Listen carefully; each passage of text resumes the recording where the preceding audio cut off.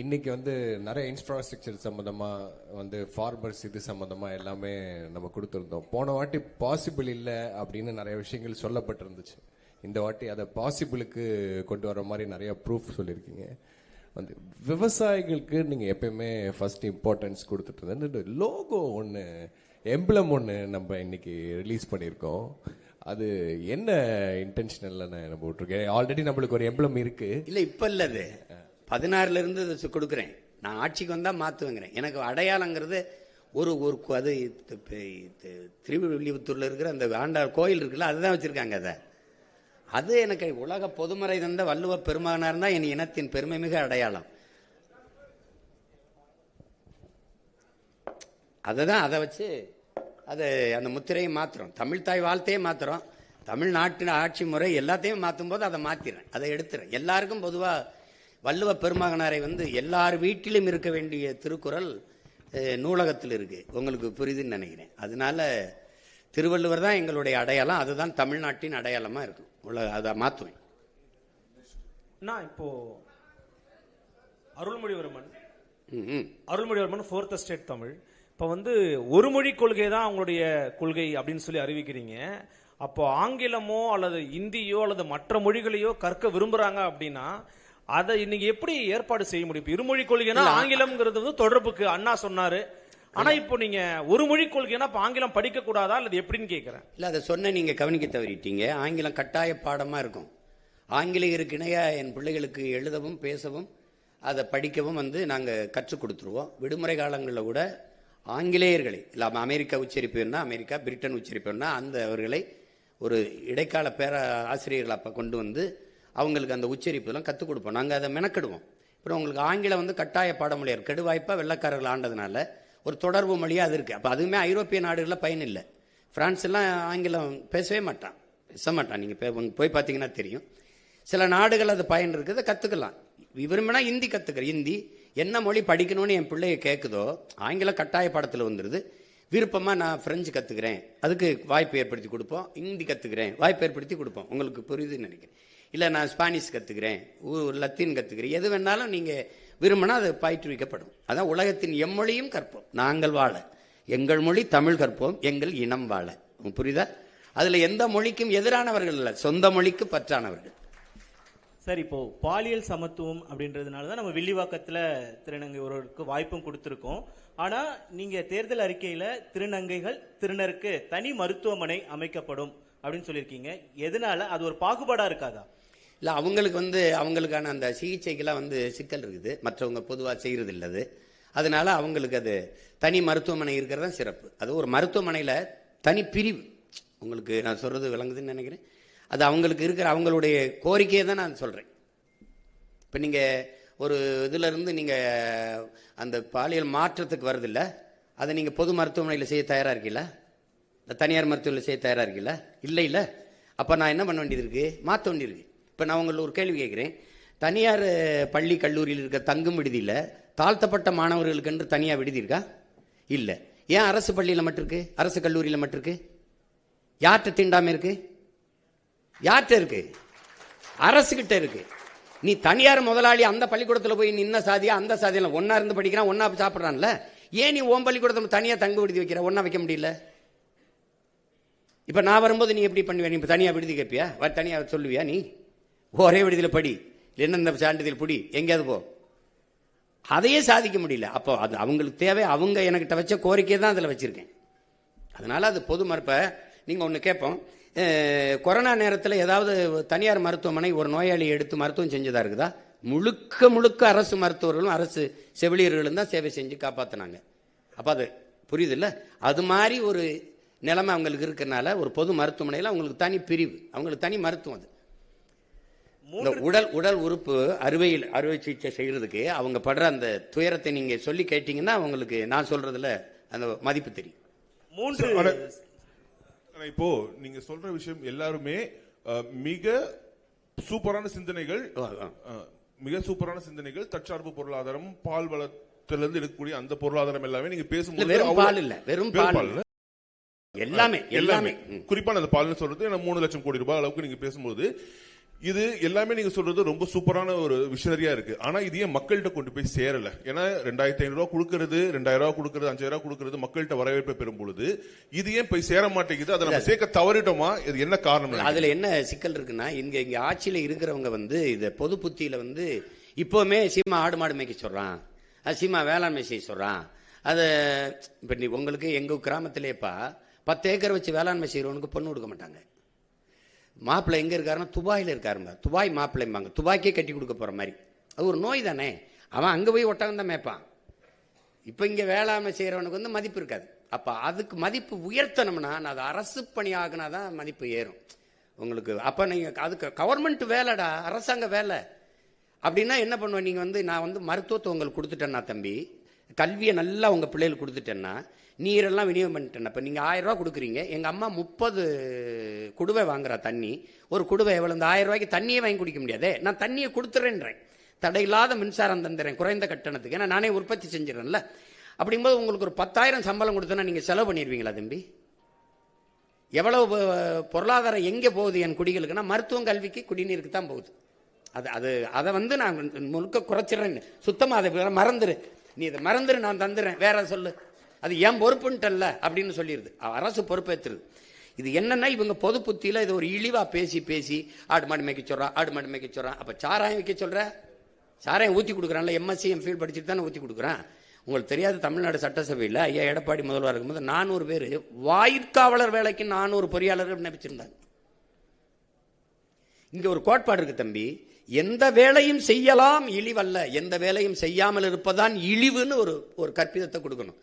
எந்த வேலையும் செய்யாம இருக்கிறதாண்டா இழிவு. இப்ப நீங்க தச்சு வேலைக்கு வர்றதில்ல, கம்பி கட்டுறதுக்கு வர்றதில்ல, கொத்தனார் வேலைக்கு வர்றதில்ல, எந்த வேலைக்கு நீங்க வர்றதில்ல. ஆனா இதையெல்லாம் தான் அப்படியே போய் வெளிநாடுகளை செய்றீங்க. அப்ப அது என்னன்னா, கழிவறை கழுவுனாலும் கண்ணுக்கு தெரியாம இப்ப கழுவணும்ன்ற உளவியல் நோய். அதுதான் தப்புங்கிறேன் நான், அது தப்புங்கிறேன். நீ எந்த வேலையும் செய்யலாம், மதிப்பு மிக்கது. அப்ப அதை கொண்டு வரணும்னா நான் அரசுன்னு சொன்னாதான் அது பெருமைக்குரியதா தெரியுது. அப்ப நான் வரும்போது ஒரு தடவை பண்ணி காட்சிட்டேன்னா சரிதான் அப்படின்னு மக்களுக்குள்ள அதான் சொல்லணும், ஒரு விழிப்புணர்வு வரணும். இப்ப இலவசத்துல இழக்கிறாங்க. இந்த பணத்தை எங்க இருந்து? இப்ப 5000 ரூபாய் 6800 கோடி முதலீடு பண்ணிருக்கு. 6800 கோடி அரசு காசை எடுத்து தன் வாக்கை உறுதி செய்யுது. இப்ப எவ்வளவு கொடுமையான நிர்வாகம் இது, யாருமே கேட்கல. இப்ப நம்ம இப்ப உங்ககிட்ட அதிகாரம் இருந்துச்சு கொடுத்துட்டீங்க, என்கிட்ட ஒண்ணுமே இல்லை. இது எப்படி ஜனநாயகத்தில் சம வாய்ப்பு சம உரிமை நீங்க சொல்றீங்க? நீங்களும் தேர்தலை சந்திக்கிறீங்க, நானும் தேர்தலை சந்திக்கிறேன். எப்படி சம? டிலே பண்ணா டீல் மிஸ் ஆயிடுங்க. டிலே பண்ணா டீல் மிஸ் ஆயிடுங்க. LNL Deluxe One launching on March 20th. இப்ப நான் என்ன செய்யலாம்? எப்படி இருக்கு? இப்ப இதுதான் ஆபத்து. நீங்க கொண்டு போய் சேர்க்கலைங்கிற அண்ணன் ஒரு குரல், என்னை சுத்தி என் பிள்ளைகளின் குரல், நாங்க எடுத்து பேசுறோம். என்னை முறியடிக்க இவர் இதை சொல்லுவாரு, இது சொல்லுவாரு. கியூபா வேற ஏதாவது வளம் இருக்கா கரும்பை தவிர? இல்லை. நார்வே, டென்மார்க்ல மாடு தவிர ஏதாவது வளம் இருக்கா? பிரேசில் கரும்பு, பசு, அது தவிர வேற ஏதாவது வளம் இருக்கா? அந்த நாடெல்லாம் தற்சார்பு அடையலையா? அப்போ ஒரு வளத்தை வச்சு ஒரு நாடு சிறந்த கட்டமைப்புகள் இருக்கும்போது இவ்வளவு நிலமும் வளமும் வச்சு மனித ஆற்றலை வச்சு ஏன் நாடு ஏன் வறுமையில் இருக்கு? என் நாடு ஏன் இலவசத்துக்கு இருக்கு? எனக்கு எல்லாம் இருக்கு. நான் ஏன் கையேந்தணும் சாப்பாட்டுக்கு, இலவசத்துக்கு? இப்ப அது அந்த அருமை புரியாது. நீங்களுக்கு எடுத்தோன்னே தம்பி அண்ணன் உங்களுக்கு சொல்றேன், பெட்டி கடைக்கு போனீங்கன்னா வாழைப்பழம் அப்படி தொங்கும், இப்படி வாழைத்தார் இப்படி தொங்கும், அது தலைகளாக நிற்கும், தவம் இருக்கும். என்னை சாப்பிட்டுட்டே, நான் நல்லவன்டா டே, உனக்கு நல்லதுடா டே, என்னை சாப்பிட்றான்னு அதை கவனிக்க மாட்டான். இப்படி உள்ளே வச்சிருப்பான் சிகரெட்டு, பான்பராக்கு, அதை வாங்கிட்டு குடிச்சிட்டு போவான். இப்போ ரொம்ப நாளாக நான் தலைகளாக தொங்குறேன் இந்த வாழைப்பழம் மாதிரி, அது ஏற்று பார்க்கல. இதைத்தான் ஐயா இறை என்று சொல்றாங்க. இந்த மக்கள் பாதரச வெளிச்சத்தில் பௌர்ணமி வெளிச்சத்தை மறந்தவர்கள், இவர்கள் வண்ண வாசனை திரவியத்தின் வாசத்தில் வண்ண மலர்களின் வாசத்தை மறந்தவர்கள்னு. அப்படிதான் விழிப்புணர்வற்ற சமூகத்தில் நடிப்பவனுக்கே முதலிடம் கிடைக்கும்ங்கிறார் ஐயா. அதுக்கு சான்றுன்னு சொல்றாரு. எப்படின்னா, ஒரு பள்ளிக்கூடத்தில் மாறுவேட போட்டி நடக்குது, சார்லி சாப்ளின் மாதிரி நடிக்கணும். முதல் பரிசு ஒரு மாணவன் வந்துட்டான், 2வது பரிசு ஒரு மாணவன் வந்துட்டான், 3வது பரிசு ஒரு ஆள் வர்றாரு. அது உண்மையிலே சார்லி சாப்ளினுக்கு 3வது பரிசு. பார்த்தீங்கன்னா அவரை மாதிரி நடிச்சவன் முதல் பரிசு, அவருக்கு 3வது பரிசு. அப்ப நடிப்பவனுக்கே முதலிடம் கிடைக்கும் விழிப்புணர்வற்ற சமூகத்தில் எழுதுறவள ஐயா எழுதியிருக்காரு. அப்ப அது மாதிரி அவர் அதுக்கு நிறைய சான்று சொல்றாரு. ஒரு பன்னி மாதிரி ஒருத்தன் கத்துறான், சின்ன வயசு பண்ணி, பெரிய வயசு பண்ணி, நடு வயசு பண்ணி மாதிரி நல்லா கத்துறான். அவனுக்கு தெருவில் கத்தும்போது நிறைய காசு வருது, அதை வச்சே சாப்பிட்டுக்கிட்டு இருக்கான். ஒரு நாள் என்னை மாதிரி ஒருத்தன் வரான், டேய் உன்னை விட அருமையாக நான் கற்றுண்டான்னு கத்துனோன்னு கத்தி காட்டுறேன் போட்டி. இந்த மாதிரி மேடையில் எல்லாம் உட்காந்துருக்காங்க அவங்கள மாதிரி. நான் கத்துறேன், இவன் போலி அவன் தான் நல்லா கத்துறான், ரொம்ப நாளாக கத்திக்கிட்டு இருக்கவனுக்கு தான் ஆதரவு அதிகமாக இருக்குது. கடைசியாக ஒரு நாய் நீ பாட்டுற அப்படின்னு ஒரு சாக்கு, ஒரு கோணி சாக்கு போட்டு இருந்தால் உண்மையிலே ஒரு பண்ணி படுத்திருக்கு. அதுதான் இவ்வளோ நேரம் கத்துச்சு. அப்போ இவர் என்ன சொல்கிறாரு, டேய் உண்மையான பன்னியின் சத்தத்தை இந்த போலியை கேட்டு கேட்டு கேட்டு மறந்துட்டீலடா, நான் இவ்வளோ நேரம் நான் கத்துலடா, அந்த பண்ணி தாண்டா கத்துச்சுன்னு. அப்படி இந்த போலியை கேட்டு கேட்டு இந்த உண்மையை மக்கள் ரொம்ப நாளாக மறந்துட்டாங்க. அது உங்களை மாதிரி உள்ளவங்க நீங்கள் தான் இந்த அறிவுத்தளத்தில் இது கடத்தி ஏதோ கொஞ்சம் கவனிங்க, அந்த ஏதோ சொல்லிட்டு இருக்கான், ரொம்ப நாளாக சொல்கிறான் பாருங்க, ஏன்னா உண்மையிலேயே தலை சிறந்த நாடாக நம்மளால் மாற்ற முடியும். அது ஒன்றும் பெரிய வேலை இல்லை. அவரவர் வாழ்விடத்தில் நீங்கள் ஒரு சணல்னு ஒன்று இருக்குது, ஹெம்ப்னு ஒரு செடி சனப்பு, அதிலிருந்து நான் எவ்வளவு நம்ம மேம்பட முடியும் பொருளாதாரத்தில். கார் தயாரிச்சுக்கலாம், பெட்ரோல் தயாரிச்சுக்கலாம், செங்கல் அதில் எடுத்துக்கலாம், மலை போய் நொறுக்க வேண்டியதில் எல்லாமே அதில் தயாரிக்க முடியும். அதை வளர்க்குறதுல என்ன உனக்கு பிரச்சனைன்னு கேட்குறேன். இப்போ அதுதானே உங்களுக்கு. அப்போ அதை ஒரு சொல்கிறத இப்போ நீங்கள் சொல்ல முடியலன்னா நம்ம இவர் இதெல்லாம் சாத்தியமாங்க அப்படின்ட்டு போகிறது தானே.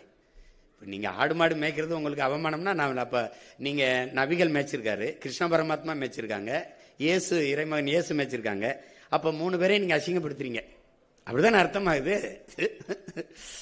தமிழ் மெய்யியல் அப்படிங்கிற ஒரு விஷயத்துல வந்து பாத்தீங்கன்னா நீங்க இந்து சமய அறநிலைத்துறை அப்படிங்கிற பேரை மாத்தி தமிழர் அறநிலையத்துறைன்னு பேர் வைப்போம் அப்படின்னு குறிப்பிட்டிருக்கீங்க. குறிப்பா தமிழிலும் வழிபாடு செய்யலான்னு இப்ப இருக்குது, தமிழ்ல மட்டும்தான் வழிபாடு செய்வோங்கிறீங்க. அப்ப இந்துங்கிற பேரையும் நீக்குவீங்க, சமஸ்கிருத மந்திரங்களை ஓதக்கூடிய வாய்ப்பையும் வந்து முழுமையா நீங்க வந்து ஒழிப்பீங்கன்னு சொல்ல வரீங்களா? இல்ல, என் இறைக்கு முன்னாடி நீங்க இன்னொரு மொழியில நீங்க வழிபடணும். என் மொழி புரியாதவன் எனக்கு எப்படி இறைவனா இருக்க முடியும்?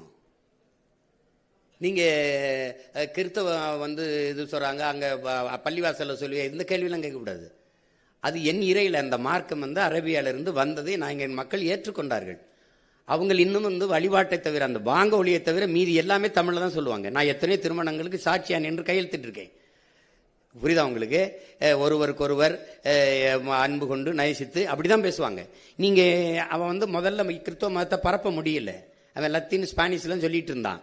கடைசியா என்ன பண்றா, அவனவன் தாய்மொழியில வழிபடலாம் சொன்ன பிறகு பரலோகத்திற்கு எங்க பிதாவேன்னா உம்முடைய ராஜ்யம் வருகன்னா அதை பின்னாடி தமிழ் மீது பற்றுக்கொண்ட இளம் குருமார்கள் வரும்போது விண்ணுலகில் இருக்கும் என் தந்தையை உம்முடைய அரசு வருக. புரியுதா உங்களுக்கு? தூய தமிழுக்கு வந்துட்டான். பதாசுதன் பரிசுத்தாவியை தூக்கிட்டு தந்தை மகன் தூயாவின்னு வந்துட்டான். நீ என் இறை நக்கீரா உன் தமிழோடு சற்று விளையாடவே நான் வந்தேன்னு சொன்ன சிவன், அவ்வையே உன் தமிழில் பருகவே நான் வந்தேன்ங்கிற சொல்ற முருகப்பெருமானுக்கு முன்னாடி நீ என் தமிழ்ல ஏன் சொல்லல? எனக்கு திருப்புறங்கள் இருக்கு, திருமுருகாற்றுப்படை இருக்கு, பாட வேண்டியதானே, பக்தி திருமுத்து பாட வேண்டியதானே. சொல்லுங்க, என்ன நமச்சிவாய வாழ்க நாதன் தாழ்வாழ்க இமைப்பொழுதும் என் நெஞ்சில் நீங்காதான் தாழ்வாழ்க பாட முடியாதா? ஆகமமாய் நின்று அன்னிப்பான் தாழ்வாழ்க பாட முடியாதா? இப்போ எதுக்கு தேவாரம் திருவாசம்லாம் எதுக்கு இருக்கு? திருவாசத்துக்கு உருவாதார், ஒரு வாசத்துக்கு உருவாதார். திருவாசத்தை மொழிபெயர்த்த சீ போப்பு அழுதுட்டு போயிட்டான். நீ என்ன உங்களுக்கு பிரச்சனை? என்ன உங்களுக்கு பிரச்சனை? என் இறைக்கு முன்பு என் மொழியில் வழிபடணும், அதுதானே முக்கியம். அது சொல்றதுல உங்களுக்கு என்ன பிரச்சனை? யார் வேணாலும் அர்ச்சகராகலாம்ங்கிறதுல பிரச்சனை இல்லை. என் அன்னை தமிழில் அர்ச்சனை இருக்கணும்ங்கிறதா எனக்கு பிரச்சனை. நீங்க அதுதான் முதன்மையானது. அங்க ஏன் ஆளு உட்கார்ந்துட்டு அங்கேயும் போய் சமஸ்கிருதத்தில் சொல்லானா அதுக்கு அவங்களே சொல்லிட்டு போயிடலாமே. விளங்குதா? அப்புறம் தமிழர் அறநிலையத்துறைன்னு மாத்துவன்றீங்க, இந்துங்கிற பேரை நீக்குவேன் அப்படின்னு சொல்ல வரீங்களா? இல்ல, இந்துன்னு ஒரு சமயம் இருக்குதா?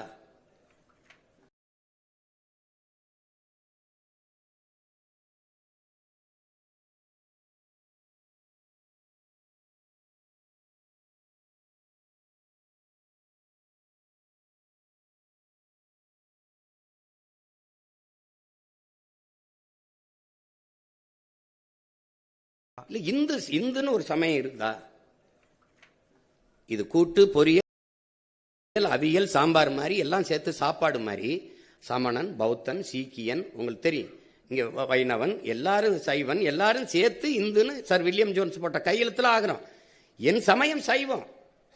நான் சிவனை வழிபடுகிற சிவசமயம். என் சொத்து பத்திரத்தில், எங்க வீட்டில் எங்க அப்பாவோட சொத்து பத்திரத்தில் சிவசமயம் இருக்கு. என் கோத்திரம் வந்து என் மகனுக்கு எனக்கு சிவ கோத்திரம். அப்ப நாங்கள் முருகனை வழிபடுகிற சைவர்கள். அப்ப சிவனை வழிபடுகிற சிவசமயம், மாலை வழிபடுகிற மாலியம். திருமால்ங்கிறது எந்த மொழி சொல் சொல்லுங்க? எங்க மாயவன் கண்ணன் ஆகிறான். கண்ணன் என்றாலும் மால் என்றாலும் கருப்பு. வணங்குகிற தெய்வத்தை நாங்கள் மரியாதையா இப்போ அழைக்கணும்னு மதிப்போடு அழைக்கணும்னு திருமால் பெருமாள்னு அழைக்கிறோம். என் பெருமாள் கோயிலே எங்கள் ஆண்டாள் பாடின பாசுரங்களை பாட வேண்டியதானே, அதில் என்ன உனக்கு பிரச்சனை? ஆண்டாள் என்ன மொழியில் பாடினா அது என்ன பிரச்சனை உனக்கு? என்ன எங்கள் பெருமாள் கோச்சிட்டு போயிடுவார? 63 நாயன்மார்கள் இருந்த தேவாரத்தை பாட வேண்டியதானே, என்ன பிரச்சனை உனக்கு? இப்போ நான் சொன்ன மந்திரத்தை நான் பாடவா? இப்போ திருவாசத்தை பாடவா? எங்கள் சிவன் கோச்சிட்டு போயிடுவானா? அவன் தான் சொல்றானே, மணி நெற்றி உமிழ்ச்செங்கல் தளல்புரை சடர் சுடர் கடவுள் தந்த தமிழ்ங்கிறான். சிவபெருமானே தந்த மொழிடா அப்படிங்கிற அந்த மொழியை நீ பாடாம நீ என்ன பண்ணுவீங்க? நீங்க முதல் சமித்தங்கத்தின் தலைவனே அவன் தான்ங்கிறதானே இலக்கியம் சொல்லுது. அப்ப பின்ன என்ன? நீ வேற ஏதோ நான் அமெரிக்காவில் போயிட்டு தமிழிலும் அப்படின்னு போட்டா பரவாயில்ல. கோயிலை கட்டுறது நான், முன்னாடி இறைவனா இருக்கிறவன் அவன், இதுக்கு எழுதுனது எங்காலு. அப்ப என் மொழி என் இறைக்கு முன்னாடி நான் பேச வேண்டியதானே. அதனால தமிழர் சமய அறநிலை தான். என் முருகனை என் சிவனை என் மாயவனை வழிபடுறதுக்கு எதுக்கு இப்ப இந்து சமயம் இருக்குது. இப்ப ஆந்திராவில் இப்ப நீங்க வந்து நான் வட இந்தியாவில் இருக்கிற தெய்வங்கள் ஒன்று இருக்குது. இப்ப நீங்க இந்து சமயம் போடுவீங்களா? அது எப்படி போடுவீங்க? அதே இறையை நான் என் சமயத்திலிருந்து வழிபட்டு போறேன். உங்களுக்கு என்ன பிரச்சனை வருது? என்ன வருது சொல்லுங்க. நீங்க ஏன் கோச்சுக்கிறீங்க? அது என் முருகன் வேலை, எங்க சிவன் வேலை, அது எங்க பெருமாள் திருமால் வேலை. உங்களுக்கு அதுல என்ன பிரச்சனை இருக்குது? அண்ணா சார் அண்ணா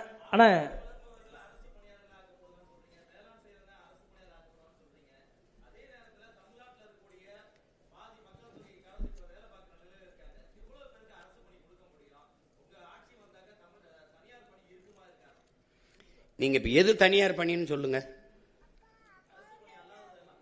என்ன எந்த பணி இருக்குன்னு சொல்லுங்க. உங்களுக்கு யாரோட தொழிற்சாலை? கொண்டாய் முதலாளி அவர் இங்க வந்தாரு. 1 டன் எடையுள்ள கார் தயாரிக்க 4,80,000 லிட்டர் தண்ணீர் தேவைப்படுது. அது மறை நீர்னு சொல்றோம், ஆங்கிலத்தில் வெர்ச்சுவல் வாட்டருங்கிறோம். 15 லட்சம் கார் 50 லட்சம் கார் ஏற்றுமதி செய்யறீங்க. நீங்க இந்த கொரியன் முதலாளிக்கு தமிழ்நாட்டு இளைஞருக்கு வேலை கொடுக்கணும்னு என்ன மாரியத்தாவில் வேண்டிட்டாரா, இல்ல திருப்பதி வெங்கடாசலில் வேண்டிட்டாரா? இங்கே மனித உழைப்பு மலிவா கிடைக்குது. நிலத்தடி நீரை வடமலால் உறிஞ்சிக்கலாம். உற்பத்தி செய்யற பொருளை விரைந்து எடுத்துட்டு போல 8 வழிச்சாலை 4 வழிச்சாலை இருக்கு. தடையற்ற மின்சாரம். ஒரு அரை மணி நேரம் மின் இழப்பு ஏற்பட்டா உற்பத்திக்கு ஏற்படுற இழப்பை மத்திய மாநில அரசுகள் ஈடுகட்டும்னு புரிந்துணர்வு ஒப்பந்தம் இருக்கு. அதனால நீ வர்ற, எனக்கு வேலை கொடுக்க வர்ற, உனக்கு வேலை தானே வேணும், அரசாங்க வேலை. நான் தர்றேன் அதே நிலத்தை வச்சு, உனக்கு என்ன பிரச்சனை? காரை ஏற்றுமதி செய்யற, சோறை இறக்குமதி செய்யற. நான் சோறை ஏற்றுமதி செய்யறேன், காரை இறக்குமதி செய்யறேன். That's all your honour. நீங்க என்ன நீங்க பேசிக்கிறீங்க? நீங்க ஒரு ஆரஞ்சு பழத்தை விளைய வச்சான் பிரான்ஸ், 50 லிட்டர் தண்ணீரை குடிக்குது. புளிஞ்சா 1/2 கிலோ கோவலை கூட வரல, நிப்பாட்டான்ட்டான். ஏன்னா இங்கிலாந்து பொருளாதார மேதை ஜான் ஆண்டனி ஆலன் சொல்றான், இந்த ஆசிய கண்டத்தில் இருக்கவன் தான் அந்த பணத்தையும் தங்கத்தை வச்சு பொருளாதாரத்தை மதிப்பிடுறான். ஐரோப்பிய கண்டம் நாடு முழுமைக்கும் அவன் நீர் பொருளாதார கொள்கைக்கு வந்துட்டாங்கிறான். எந்த நாடு நீர் அதிகமாக வச்சிருக்கானோ அவன் தான் பணக்கார நாடுன்னு வந்துட்டான்ங்கிறான். அப்ப நீ என்ன பண்றான்? அவன் பிரான்ஸ் ஆக நீர் ரொம்ப திங்குற, கண்ணுக்கு தெரியாம கலை போதுறான், நிப்பாட்டான்ட்டான். சீன பன்னிக்கறியை விரும்பி சாப்பிட்டான். 1 கிலோ கறி வர 8600 லிட்டர் தண்ணி தேவைப்படுது. 1 கிலோ கறி பன்னிக்கறி மேசைக்கு வர. வளர்ச்சியை நிற்ப வளர்ப்பதை நிறுத்துறான்ட்டான், இறக்குமதி பண்ணிக்கிறோம்ட்டான். ஏன் இவன் இதே கொரியன் முதலாளி அவன் ஊர்ல கொரியால உட்காந்து இந்த ஃபோர்டு இந்த கொண்டாய் காரை தயாரிக்க வேண்டியதானே? ஏன் நான் வேணான்னு சொல்லையே? உனக்கு வேலை தானே, அது நான் தர்றேங்கிற. அப்புறம் அவன் கொரியன் முதலாளிட்டு வேலை தந்தா தான் காசு உனக்கு இனிக்குமா? நான் கொடுத்த காசு கசக்குமா என்ன? உனக்கு என்ன பிரச்சனை? உனக்கு வேலை தானே வேணும், வேலை தானே வேணும். நீ பால ஆந்திராவில இருந்து இறக்குமதி செய்ய உனக்கு அவமானம் அல்ல? கறி ஆந்திராவில இருந்து ராஜஸ்தான்ல இருந்து இறக்குறிய உனக்கு வெக்கம் அல்ல? வெக்கம் அல்ல?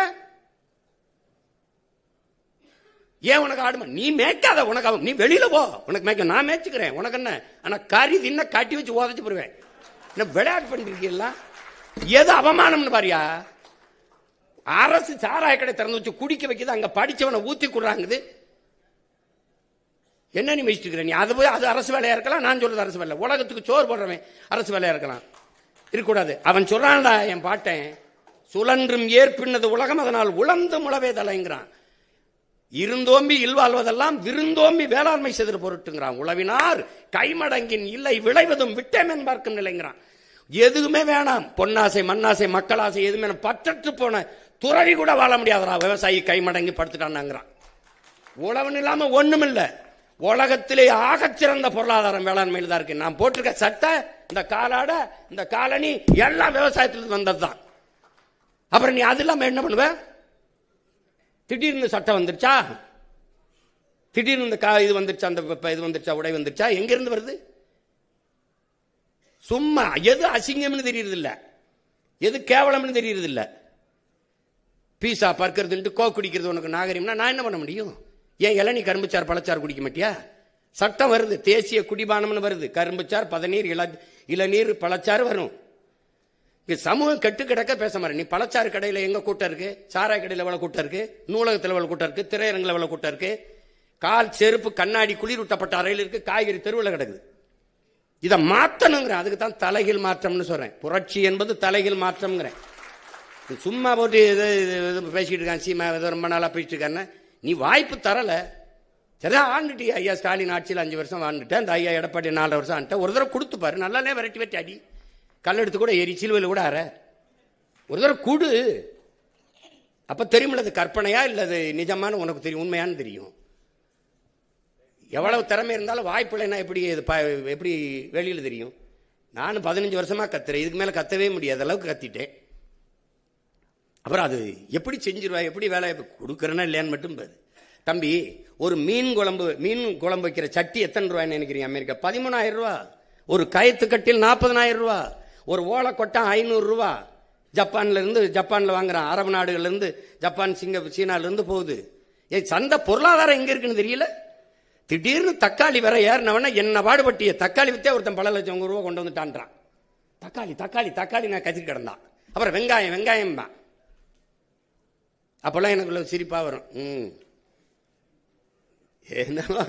என்னவோ ஒண்ணு உங்களுக்கு இது என்ன பண்றது? சரி போங்க. இனிமே நாங்க சொல்லணும், போலிகளை கண்டு ஏமாறாதீர்கள், எங்களுக்கு வேறெங்கும் கிளைகள் இல்லை அப்படின்னு பேசணும் போல இருக்கு.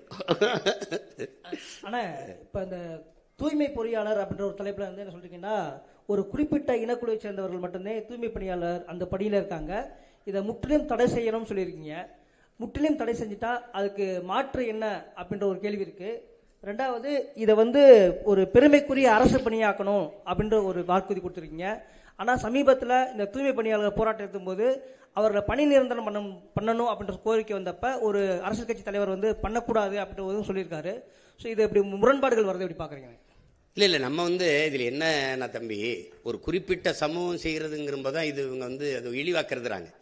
இப்போ வேளாண்மை வந்து நான் ஒன்று சொல்கிறேங்க, வேளாண்மை செய்கிற வேளாளர் உங்களுக்கு புரியுதா?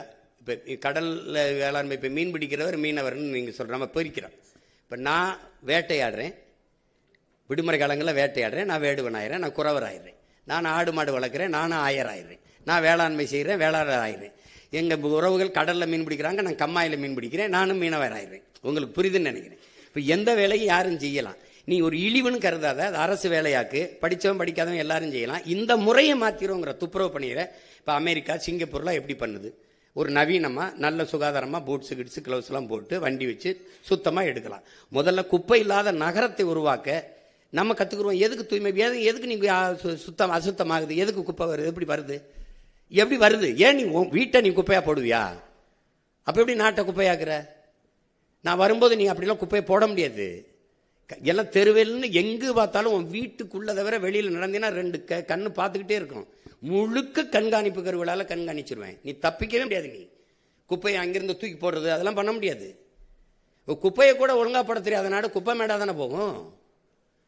அதனாலதான் அவங்க தூய்மை பணியாளர் என்பதையும் தாக்கி தூய்மை பொறியாளர்கள்னு மாற்றி அதை அரசு பணியா மாத்துவேன்னு சொல்றேன். நீங்க அந்த பணியை நீங்க எதுக்கு, நான் அதுக்கு குப்பையில தான் வச்சுக்கிறேன்னு நினைக்கிறீங்களா? மரக்கண்டு நடக்கூடாதா? சொல்லுங்க, மரக்கண்டு நடக்கூடாது, மற்ற வேலைக்கு பயன்படுத்தக்கூடாதா? இந்த 10 ஆண்டு பசுமை திட்டம், பல கோடி பண திட்டத்தில் பல பேர் வேலைக்கு எடுப்பேன். அப்ப அந்த இடத்துல நீங்க வந்து அந்த பகுதி நேரம் போக, இப்ப தென்கொரியால அவர் என்ன சொல்றாரு, போய் நீ பகுதி நேரம் சண்டை வரும்போது சண்டை போடு, இப்ப மாடு மேய்ன்னு சொன்னாரா இல்லையா? சொல்லுங்க. சொன்னது சிரிக்கிறீங்கல்ல. இப்ப நான் சொல்றது தானே அவர்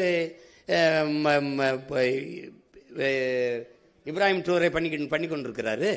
ஒரு சின்ன பையன் வந்து ஒரு திடீர்னு ஒரு நிலத்துக்குள்ள அவளை பண்ணும்போது நம்மளால பண்ண முடியாதா? ஒரு கனவு இருக்கணும்ல. இப்ப நான் சொல்லும்போது சிரிக்கிறீங்களா? கெஜ்ரிவால் எப்படி பண்ணாப்ல? அந்த 5 ஆண்டுக்குள்ள அந்த இதுல பண்ணிட்டார்ல, அவளை தூக்கி கொண்டு வந்துட்டார்ல. 60 ஆண்டுகளை நீ பண்ணலையே. அப்ப உனக்கு நோக்கம் இல்ல, அவனுக்கு நோக்கம் இருந்தது. அங்க அந்த பெரிய மனுஷன் அந்த பினராயி விஜயன் எப்படி தரத்தை உயர்த்தி கொண்டு போயிட்டாப்ல. பிள்ளைகளுக்கு முதல்ல கொடுக்க வேண்டியது அறிவு தானே, அதை கொடுக்க உனக்கு வக்கு இல்லை. அப்புறம் என்ன நீங்க குடிக்கணும்? நீ படிக்க வைக்கிறத விட்டு குடிக்க வைக்கிறதுல கவனம் பண்ணிட்டு இருக்க. 2000 அரசு பள்ளியை மூடுற, 2000 மதுக்கடையை கூட்டுற. சார் அருந்ததிற்கான உள்ளொதுக்கீடுக்கு வந்து எதிர்ப்பு தெரிவிக்கிறோம்னு சொல்லியிருக்கீங்க. அப்போ உங்களோட நிலைப்பாடு அதுல என்ன, இல்ல மாற்று வழி எது? இல்ல நீங்க எந்த குடிகளினுடைய இடப்பகிர்வு, ஒதுக்கீடுன்னு சொல்லக்கூடாது, ஒதுக்கீடுன்னு சொல்லக்கூடாது. ஏன்னா ஒதுக்கீடு பண்ணி தான் நம்மளை ஒதுக்கிட்டாங்க. இடப்பகிர்வு தான் பகிர்வு. அதுல என்னன்னா, எங்க பாட்டனார் அயோத்தியாஸ் என்ன சொல்றாரு, நீங்க சமபங்குங்கிறத நான் ஏற்கனவே எதிர்க்கிறேங்கிறாரு. அதுதான் அதுக்கப்புறம் பின்னாடி அண்ணல் அம்பேத்கர் அதை வலியுறுத்துறாரு. எப்படின்னா, சமபங்குன்னா நீங்க பன்னெடுங்காலமா நீங்க மாளிகையில் இருப்பீங்க, நான் மண் குடிசையில் இருப்பேன், நீங்க மேட்டில் இருப்பீங்க, நான் பள்ளத்தில் இருப்பேன். அப்புறம் நீங்க கல்வி மறுக்கப்படாத சமூகம், நான் கல்வி பல ஆயிரம் ஆண்டுகளா பல நூறு ஆண்டுகளா மறுக்கப்பட்ட சமூகம். இப்போ 2 பேரும் ஒரு இடத்துக்கு வரும்போது பொதுத்திறனில் வெல்வது கடினம். இப்போ நீங்க எப்படி நீங்க கவனிக்கணும்னா, 100 நாள் வேலைக்கு போற எங்க அம்மாவுக்கு என்ன உப்பு ஊறுகாய் அரிசி பருப்புக்கு வரியோ அதே வரி தான் சரக்கு மற்றும் சேவை வரி அதானி அம்பானி மனைவியும் கட்டுவாங்க. உங்களுக்கு வரி ஒன்னா இருக்கு, வாழ்க்கை தரம் ஒன்னா இல்ல. அப்ப சமபங்கிறது சரியா இல்ல, உரிய உரிமை. உங்களுக்கு விளங்குதா? அப்ப அந்த அடிப்படையில் இந்த நாட்டின் குடிகள் எல்லாருக்கும் அவரவர்கள் குடிகளின் எண்ணிக்கைக்கேற்ப உரியதை பிரிச்சு கொடுக்கப்படணும். அதான் எண்ணி கொடு, எடுத்து கொடுக்காதே, அள்ளி கொடுக்காதே, அளந்து கொடு அப்படிங்கிற கோட்பாட்டை முன்வைக்கிறது காரணம் அதுதான். இப்ப எங்கெல்லாம் குடிவாரி கணக்கெடுப்பு, சாதிவாரி கணக்கெடுப்பு கேட்கறது காரணம், நீண்ட காலமா ஐயா ராமதாஸ் நாங்கெல்லாம் கேட்கறது காரணம் அதான். நீங்க அவரவருக்கு உரியது கிடைச்சிட்டா சமூகத்துல போட்டி பொறாமை, உங்களுக்கு உண்டானது உங்களுக்கு கிடைச்சிருச்சுன்னா நீங்க போயிருவீங்க, ஒரு பிரச்சனை வராது. அவருக்கு உண்டானது கிடைச்சிருச்சுன்னா போயிடும். அப்ப எல்லாருக்கும் உரிய கல்வி, வேலை வாய்ப்பு, அரசியல் அதிகாரத்தை சரியா பிரிச்சு கொடுக்கறது கொண்டு வந்தது பேர் தான் இந்த சமூக நீதி. உங்க விளங்குதான் அண்ணன் சொல்றது. இப்ப நீங்க ஐயா நாங்க 18 விழுக்காடு எங்களுக்கு இருக்கு. யாருக்கு? பறையர் தேவேந்தருக்கு, ஆதி தமிழ் குடிகளுக்கும் தேவேந்தர். இதுல திடீர்னு எடுத்து உள்ஒதுக்கீடு 3 விழுக்காடு அருந்ததியர் கொடுத்துறாரு. நீ பொதுவில் தானே இப்ப 10 விழுக்காடு எப்படி கொடுத்தாங்க? பொருளாதார அடிப்படையில் பின்தங்கியவர்களுக்கு பொதுவில் இருந்து அதுல தானே கொடுத்துருக்கணும். நீங்க அவ்வளவு காலம் ஆட்சியில் இருந்தீங்கல்ல, பொதுவில் இருந்து பிரிச்சு 3 விழுக்காடு இல்ல 6 விழுக்காடு கூட கொடுங்க. யார் கேட்க போறா? எனக்கே 10ல 4 நெளிஞ்ச தட்டுல 4 பருக்கை போட்டு சாப்பிட்டுருக்கேன், அதுல 2 எடுத்து கொடுத்தா அப்படி சரி கொடுத்துட்டீங்க விடு. நீ பிசி எம்பிசில இருந்து கொடுத்துருக்க முடியுமா? நீ எதை கொடுத்திருந்தா வெளியில் நடமாடி இருக்க முடியுமா? நான் கேட்கறதுக்கு பதில் சொல்லு. நீ எனக்கு குரல் இல்ல, அதிகார வலிமை இல்ல, அரசியல் வலிமை இல்ல, நான் அப்படின்னால நீ டக்குன்னு கொடுத்துட்ட. ஏன்னா நான் கேட்க வேண்டியவெல்லாம் உனக்கிட்டே 2-3 சீட்டுக்கு வந்து நிக்கிறதுனால நீ ஏன் சீட் எடுத்து கொடுத்துட்ட. சரி கொடுத்துட்ட. அப்ப அதுல என்ன பண்ற? பிரியாரிட்டி, முன்னுரிமை, ஃபர்ஸ்ட் பிரிஃபரன்ஸ் ஒரு சரத்தை சேர்க்கிறது. அது எப்படி வருதுன்னா, நீங்க உங்களுக்கு நுட்பம் பாருங்க. எங்களுக்கு 18 விழுக்காடு இருக்கு, 3 போயிருச்சு, மீதி 15 இருக்கா? இந்த 15ல இவங்களுக்கு அவங்க 3 அப்படியே, அவங்க வீட்டு சாப்பாடு அவங்க கிட்ட அப்படியே இருக்கு, என் வீட்டு சாப்பாடு இருக்குல்ல இந்த 15, இதுல இவங்க சாப்பிட்டது போக மிச்சம் எனக்கு முன்னுரிமை. இதுலயே அவங்க வருவாங்க, அவங்களுக்கு போக எனக்கு அப்படின்னு சட்டம். இது எவ்வளவு பெரிய துரோகம் பாரு.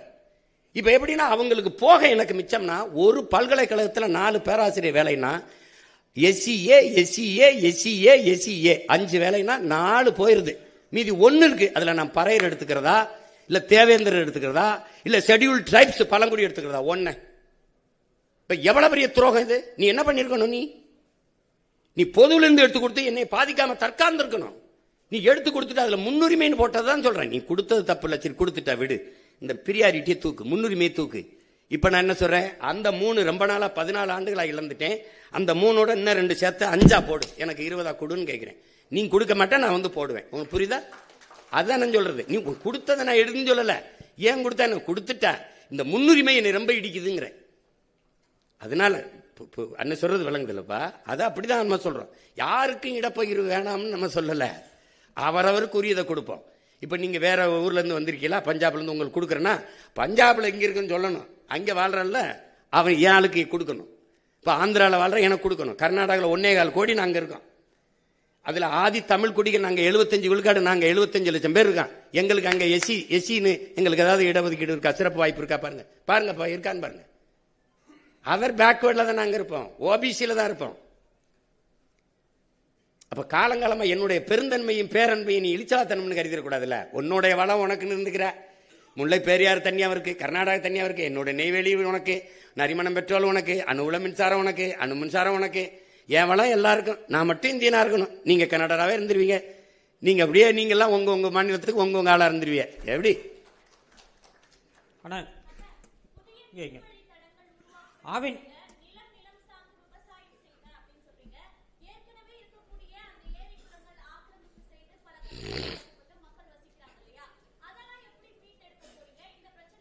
இல்ல அதையெல்லாம் ஒன்றும் செய்ய முடியாது. ஏற்கனவே நானே அதை இடிக்க கூடாதுன்னு போராடி இருக்கேன். அதை இடிக்க அப்ப கட்ட அனுமதிச்சவனை தான் கொஞ்சம் சரி பண்ணணும், பச்சை மட்டை வச்சு புழக்கணும். நீ அன்னைக்கு ஆக்கிரமிப்புன்னு 60 வருஷம் 60 ஆண்டுகளா வாழ்ற என் மக்களை இன்னைக்கு ஆக்கிரமிப்புன்னு சொல்றவன் யாரு? ஆக்கிரமிக்கும் போது என்ன பண்ண நீ? முதல்ல ஒரு செங்கலை போய் நட்டான்ல, அவனுக்கு மின் இணைப்பு, வீடு கட்ட உரிமை, எரிகாற்று இணைப்பு, நீர் இணைப்புலாம் கொடுத்தது யாரு? அந்த தெருக்கல்ல பாதை போட்டு கொடுத்த ஐயா வைக்க பேர் யாரு? அவன்கிட்ட வீட்டு வரி வசூலிச்சவன் யாரு?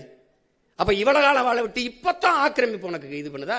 இப்ப இது ஆக்கிரமிப்புனா அந்த கடற்கரையில 4 கல்லறை இருக்குல்ல, அது ஆக்கிரமிப்பு இல்ல, அது கடற்கரை ஆக்கிரமிப்பு இல்லையா? அதை எப்ப இடிக்கிறது? யார் இடிக்கிறது? கடற்கரை தானே. உனக்கு எப்படி கல்லறையாச்சு? நீ என்ன தேச விடுதலைக்கு என் பாட்டை வாவுச்சி மாதிரி செக்கிழுத்தியா?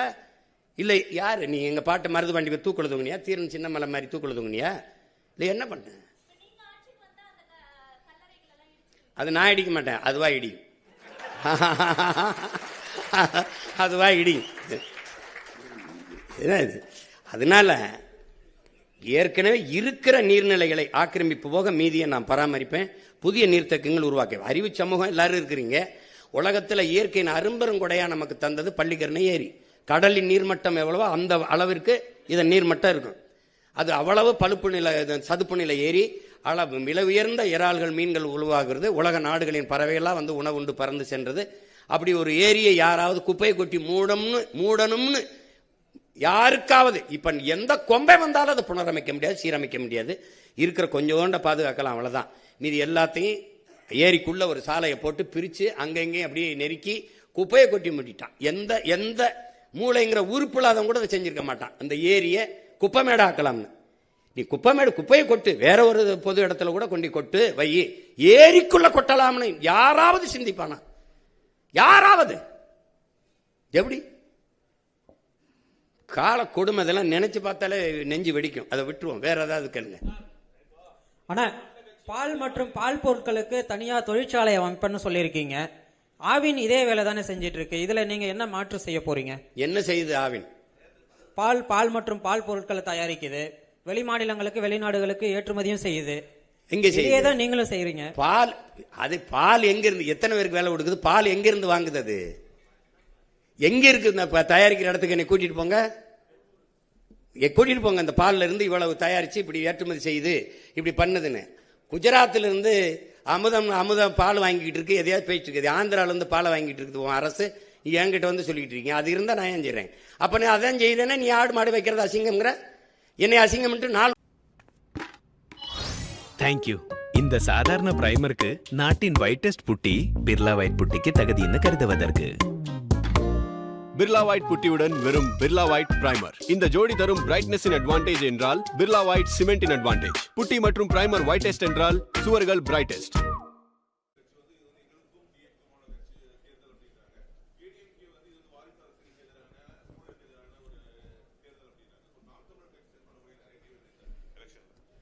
இல்லை அதில் உங்களுக்கு தெரியுங்க, போட்டிங்கிறது கோட்பாட்டு அளவு போட்டி தான். உங்களுக்கு இதுவரை இந்த நாட்டில் என் மக்களுக்கு இருக்கிற பிரச்சனைகள், துன்பங்கள் இருக்குல்ல, இந்த பிரச்சனைகள் தினந்தோறும் போராட்டம் நடக்குது. அதை நீங்கள் என்னையோட நீங்கள் ஊடகத்தில் இருக்கிற பிள்ளைகள் நீங்கள் நல்லா கவனிப்பீங்க.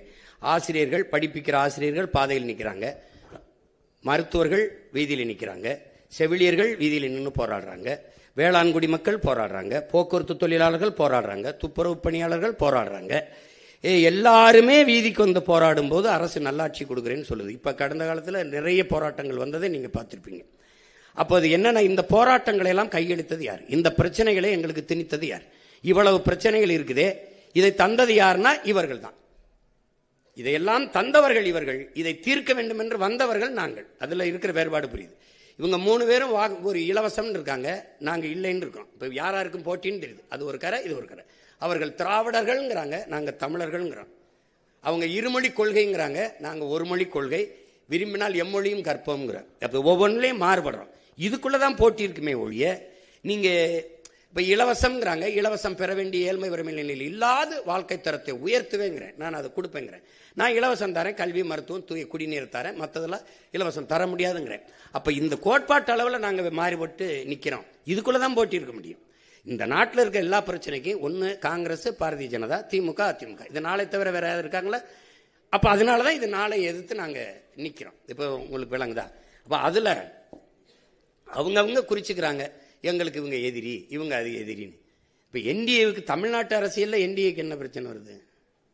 இங்கே ஐயா ஸ்டாலினை வீழ்த்தி எடப்பாடி வர்றதா, எடப்பாடி ஐயா வீழ்த்தி ஸ்டாலின் ஐயா வர்றதா, திமுகவா அதிமுகவா, பிசாசா பேயா? பேயை விட்டுட்டு பிசாசை கல்யாணம் பண்றதா, பிசாசை விவாகரத்து பண்ணிட்டு பேயை கல்யாணம் பண்றதா? இப்ப நாங்க இந்த பேயை தள்ளிட்டு ஒரு தேவதையை உட்கார வைக்கணும்னு நினைக்கிறோம். தீமைக்கு மாற்று தீமை இல்ல. நபிகள்கிட்ட கேட்குறாங்க தீமை எப்படி ஒழிப்பீங்கன்னு. நான் நன்மையை வச்சு தான் ஒழிப்பேன்னு. இப்போ நன்மை யாரு? இப்போ அதிமுக திமுக ரெண்டும் வெவ்வேறு கட்சி. இப்போ திமுகவில் 11 அமைச்சர்கள், அதிமுக அமைச்சர்கள். சொல்லணுமா, பேர் சொல்லணும்னு இல்லை. இப்போ கூட புதுசாக கொஞ்சம் பேர் போய் சேர்ந்து இப்போ அடுத்த அமைச்சரவை வந்தால் அதுலேயும் அவங்க. அப்போ 2 வெவ்வேறு கட்சின்னு எப்படி சொல்கிறீங்க? கொடியில் வண்ணம் மாறும், கொள்கையில் என்ன மாறி இருக்கா? இங்கேயும் டாஸ்மார்க் இருக்கும், இங்கேயும் இருக்கும். இங்கேயும் ஊழல் லஞ்சம் ஊழல் லஞ்சம். இங்கேயும் மலையை வெட்டுவாங்க, மணல் அள்ளுவாங்க. எல்லாம் உங்களுக்கு அதே தான் தொடரும். அப்போ ஆள் மாறும், ஆட்சி மாறும், ஆட்சி முறை மாறாது. அப்போ ரெண்டும் ஒரே கட்சி தான். இங்கே வந்து சேரும்போது தாய் கழகத்துக்கு வந்துட்டோம், அப்புறம் அங்கே போனால் நாங்கள் சேய் கழகத்துக்கு போயிட்டோம். இப்போ தாயை போல தானே பிள்ளை இருக்கும், நூலை போல தானே சேலை இருக்கும். இது சொர்ணாக்காவாக இருந்தால் இது மட்டும் என்ன தேவதையாவா வந்துடும்? இது குட்டி சொர்ணாவாக தான் இருக்கும். அப்போ அப்படித்தான் இது இந்த கட்சிகள். அதனால இந்த கோட்பாட்டு அளவில் நாங்கள் முரண்பட்டு நிற்கிற போது அவங்க ஒரு முனையில் இருக்காங்க, நாங்கள் எதிர்முனையில் இருக்கோம். அவங்க சூலாயுதமா இருக்காங்க, நான் வேளா இருக்கேன். உள்ளாட்சி தேர்தல் நடத்துவது மாநில அரசுடைய ஒரு கடமை. ஆனா உள்ளாட்சி தேர்தல் பத்தி நாம் தமிழர் கட்சியோட நிலைப்பாடு என்ன? இல்லை, எனக்கு இந்த உள்ளாட்சியின் மூலமா அங்கதான் அதிகமா இங்கே சாதி மத பிளவுகளும் அந்த தீண்டாமை ஏற்றத்தாழ்வுகளும் அதிகமாக இருக்குது நம்ம பார்க்குறோம். எம்ஜிஆர் அவர்கள் இருக்கும்போது உள்ளாட்சி தேர்தலை நடத்தலை. இப்போ என்னோட கோட்பாடு, நானே நல்லாட்சி கொடுக்கும்போது அங்கே என்ன ஒரு உள்ளாட்சி, நானே வேரில் தண்ணி ஊற்றுறேன், அங்கே எதுக்கு ஒரு வேலைக்காரன்னு கேட்குறேன். ஆனாலும் நமக்கு மாவட்ட ஆட்சியர் வட்டாட்சியரே போதும் சிறந்த நிர்வாகத்தை கொடுக்க. இப்போ எல்லாரும் இது பண்ணுறனால இந்த அதிகாரத்தை நிர்வாகத்தை பரவலாக்குங்கிற அடிப்படையில் உள்ளாட்சி தேர்தலை நடத்துகிறோம். ஏன்னா நம்ம ஊழல் லஞ்சம்ங்கிறது சொல்லுல கூட இல்லாமல் ஒழிக்கணும்னு நினைக்கிறேன். நான் நம்ம உண்மை நேர்மையான நிர்வாகத்தை உனக்கு வேண்டிய எல்லாத்தையுமே நான் கொடுத்துட்றேன். அப்போ அதுக்கப்புறம் நீ தேவைக்கு அதிகமாக பணம் சேர்க்க வேண்டிய அவசியத்தை இல்லாத ஒழிச்சிட்டேன்னா அது ஒழிஞ்சிரும். அதனால நம்ம நடத்துகிறோம் நல்ல சிறப்பா நிர்வாகத்துக்காக செய்யறோம். சார் 15 ஆண்டு காலம் நீங்க சொல்லிட்டு இருந்தீங்க போராடிட்டு இருக்கோம் அப்படின்னு சொல்லிட்டு. இப்போ ஒரு தேர்தல் போதும் ஒரு திட்டங்களை நம்ம கொண்டு வரோம் இதெல்லாம் அப்படின்னு சொல்லிட்டு. 2 திராவிட கட்சிகளை தாண்டி புதுதா ஒரு கட்சி தமிழகத்துல ஆட்சி அமைக்க முடியாததுக்கு காரணம் இந்த சாதி மத அரசியல் அப்படின்ற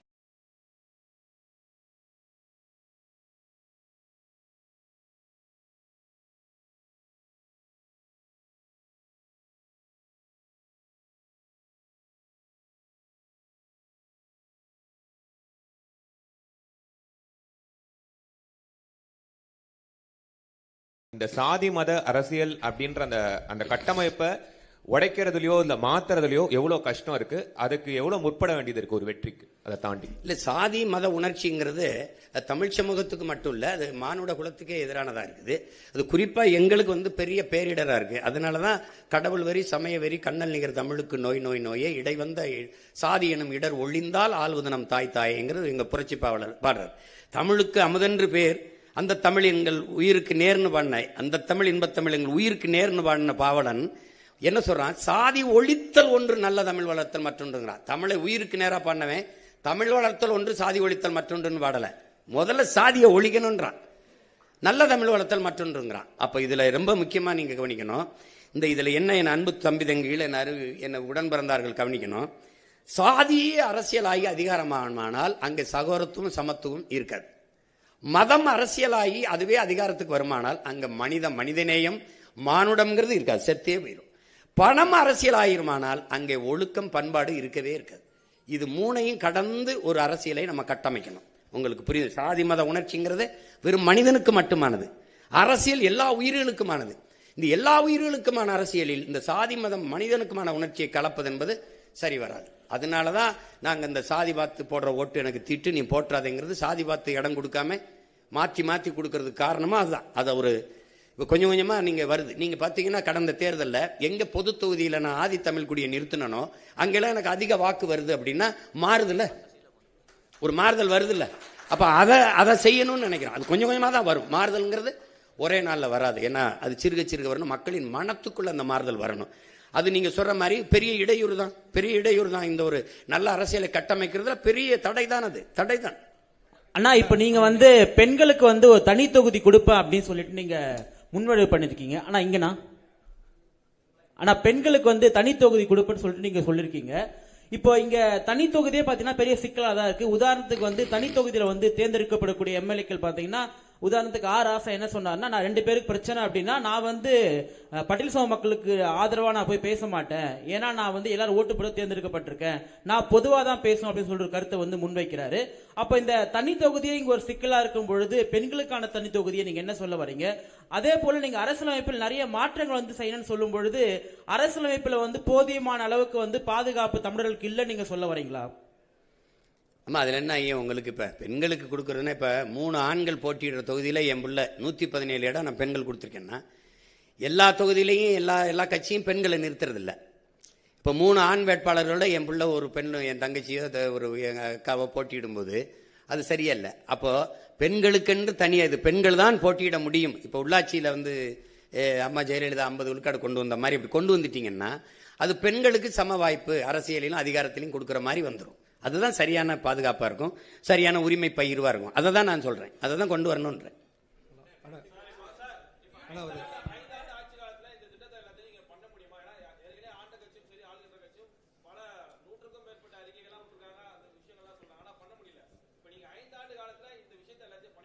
இல்லை, அதுக்கு தான் 10 ஆண்டு பசுமை திட்டம், பல கோடி பனை திட்டம்னா அண்ணன் என்ன சொல்கிறேன்னா, ஒரு வேலை இப்போ எனக்கு குறுகிய காலம் தான் இருக்குது, நான் தொடங்கிட்டுன்னா நான் ஒரு ஆட்சி முறையை மாற்றி இப்படிலாம் நிர்வகிக்க முடியும்னு காட்டிட்டேன்னு வச்சுக்கோ. இப்போ எங்கள் தலைவர் எடுத்துக்கிட்டிங்கன்னா, நம்மளாலையும் ஒரு நாட்டை கட்டமைக்க முடியும், ஒரு நாட்டை நிர்வகிக்க முடியும், நம்மளாலையும் படை நடத்தி நம்ம நாட்டை ஆள முடியும்னு காட்டிட்டாரு. இப்போ எங்களுக்கு வந்து உலகம் அதை முழு இசையோடு அங்கீகரிக்கலை ஒழிய நாங்கள் எல்லாமே அடைஞ்சிட்டோம்.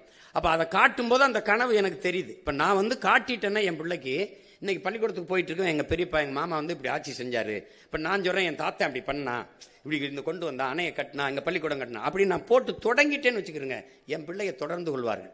என்னுடைய அடித்தளம் உறுதியாயிருச்சுன்னா அழகான கூரையை என் பிள்ளையை போட்டுக்குருவாங்க. நான் அதுவே இல்லாமல் தத்தளிக்கிறேன் பாருங்க. எனக்கு முன்னாடி என் முன்னவர்கள் வந்தவங்கெல்லாம் சமரசம் செஞ்சு தாளலைன்னா எனக்கு இந்த சிரமம் வந்திருக்காது.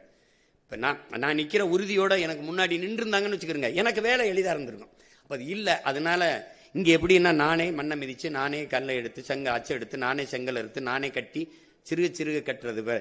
தம்பி அஜித் சொல்ற மாதிரி எனக்கு நானே செதுக்கி வந்த மாதிரி வந்துக்கிட்டு இருக்கோம். அப்போ அதில் வந்து நீங்கள் சொல்கிறீங்க அப்படின்னா நீங்கள் எனக்கு 5 ஆண்டுக்கு முன்னாடி ஆட்சியை கொடுத்துருக்கணும். நான் இதை சொல்லி தான் பார்க்குறேன். அதை ஆட்சியில் இருக்கிறவன் விடுறதல்ல, நான் வயிறு பயிச்சவன் விட மாட்டான், வசதி படைச்சவன் தரமாட்டாங்கிற மாதிரி நானும் விடுறதல்ல, அது நடந்துட்டு தான் இருக்கும். பண்ணுவோம். 5 ஆண்டுகளில் எவ்வளவோ மாறுதலை செய்ய முடியும். கெஜ்ரிவால் கல்வியை தரமாக உயர்த்தினாருன்னு நான் சொல்கிறேன். 5 ஆண்டு தானே, ஒரு காட்டிட்டா அப்புறம் அதை பிடிச்சிக்குவாங்கல்ல நம்ம பிள்ளைய. நல்லது, இது சரியா இருக்க, இதே மாதிரி பண்ணிட முடியும்னு தெரியும். ஒரு முறை தானே.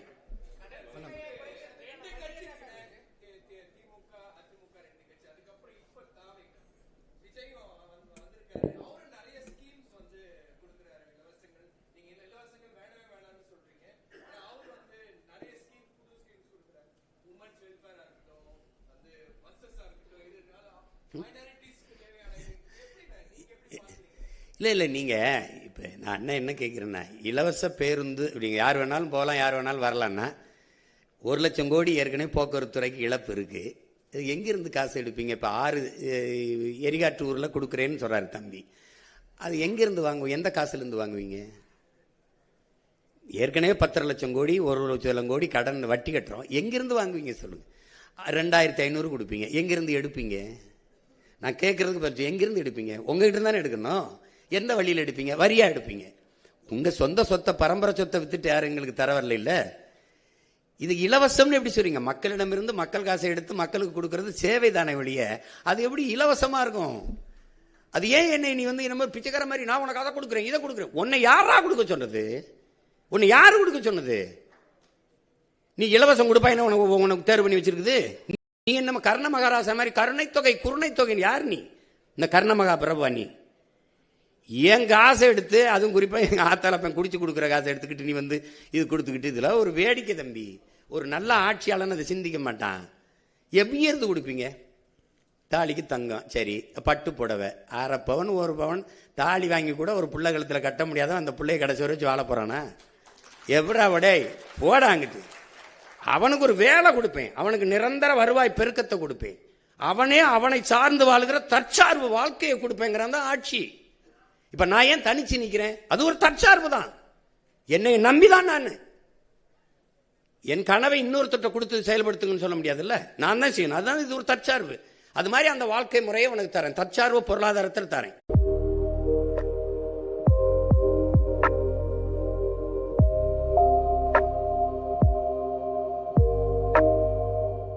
இது புதுசா கட்சி தொடங்குறவங்களோ இல்ல ஏற்கனவே கட்சியில அரசியல் கட்சி தொடங்குனவங்களோ ஊழல் ஒழிப்பு அப்படின்றத கட்சி தொடங்கும் போது பேசுறாங்க, அதுக்கப்புறம் அவங்களே வந்து போய் அதே ஊழல்ல வந்து ஐக்கியமாயிடுறாங்க.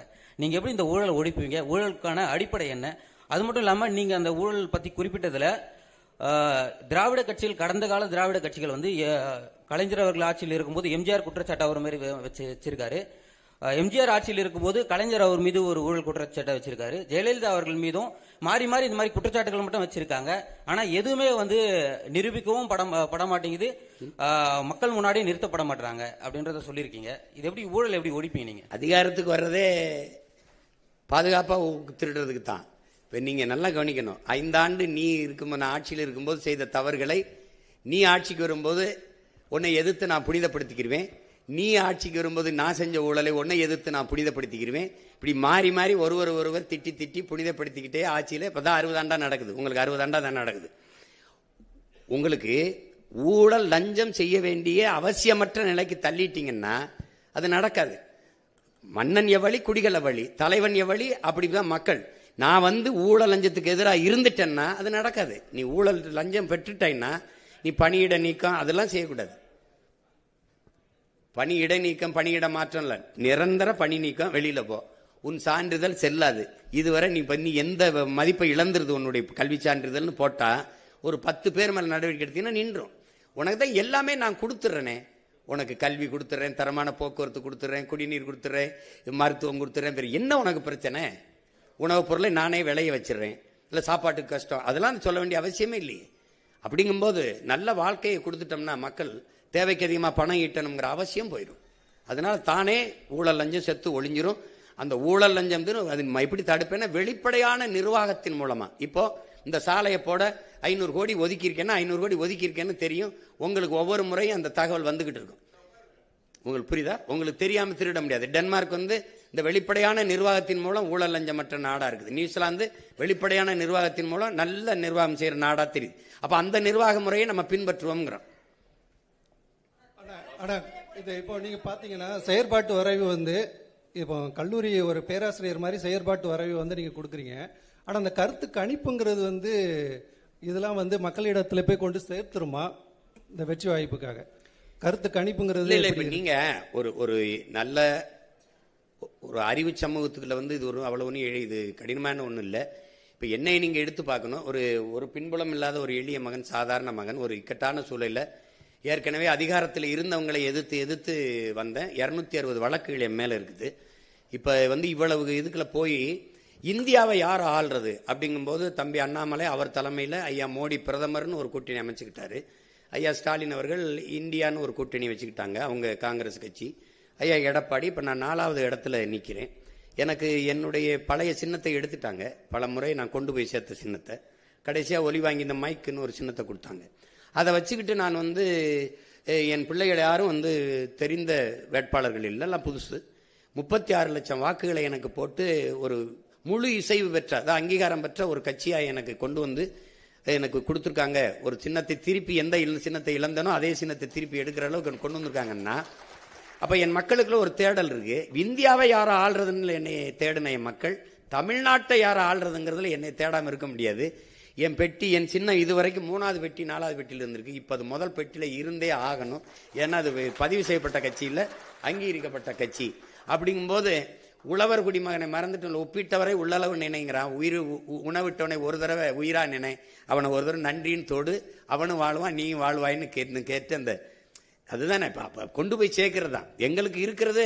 எங்களுக்கு நீங்க தான் எங்களை கொண்டு போய் சேர்க்கணும். அது நீங்க செய்வீங்கன்னு நம்புறேன். அப்பா 2026 நாம் தமிழர் ஆட்சின்னு சொல்லி செயல்பாட்டு வரைவு கொடுத்திருக்கீங்க. இதை பார்த்து சிறப்பா இருந்தது, எனக்கு பிரம்மாண்டமா இருந்தது, மகிழ்ச்சி. 15 வருடமா நீங்க போராடிக்கிட்டு இருக்கீங்க மக்களுக்காக. இப்ப இன்கேஸ் மக்கள் உங்களை நம்பி உங்களுக்கு ஓட்டு போட்டு முதலமைச்சரா தேர்வானால் உங்களோட முதல் கையெழுத்து மக்களுக்கான திட்டங்களா என்ன இருக்கும்? இல்ல ஒரே முதல் கையெழுத்து நான் முதலமைச்சர் ஆகிற கையெழுத்து தான். அது இல்லைன்னா பதவி செல்லாது. எனக்கு ஒரு 100 இது இருக்குது உங்களுக்கு தெரியுமில்ல, உங்களுக்கு எல்லாத்தையும் சும்மா அது சொல்றத முதல் கையெழுத்து அப்படி ஒன்றும் இல்லை. அது எது அன்னைக்கு அந்த தேவையே இதுதான். நமக்கு உங்களுக்கு தெரியும் 100 கையெழுத்துல தான் இது சரி செய்ய முடியும். அதில் ஆகச்சிறந்ததா நான் நினைக்கிறது, இந்த நாட்டில் வந்து பசிச்சு கிடந்தவங்கிற முறையில் பசிங்கிற சொல்லு இல்லாமல் நான் ஒழிக்கணும்னு நினைக்கிறேன். அது வந்து இந்த நாட்டில் பல கோடிக்கணக்கான பிள்ளைகள் பசியோடு உறங்க போகிறாங்கிறத படிக்கும்போது அவ்வளவு வலி இருக்குது. நான் இங்கே இருந்து என் வீட்டுக்கு தினம் போகும்போது நிறுத்தங்களில் இந்த குழந்தை இப்படி தோளில் போட்டுக்கிட்டு அந்த மயங்கே கிடக்குது. அது என்ன கொடுப்பாங்கன்னு தெரியல. சின்ன பிள்ளைங்க, வயசானவங்க எங்கேருந்து இறக்கி விட்டாங்கன்னு தெரியல. நிறுத்தினோடனே அந்த கையை கூட்டமாக வந்து ஏந்தும் போது ஒரு வலி வரும் பாருங்க, நடா அப்படின்னு. நம்ம பெண்கள் இல்லை வட இந்திய பெண்கள் தான்.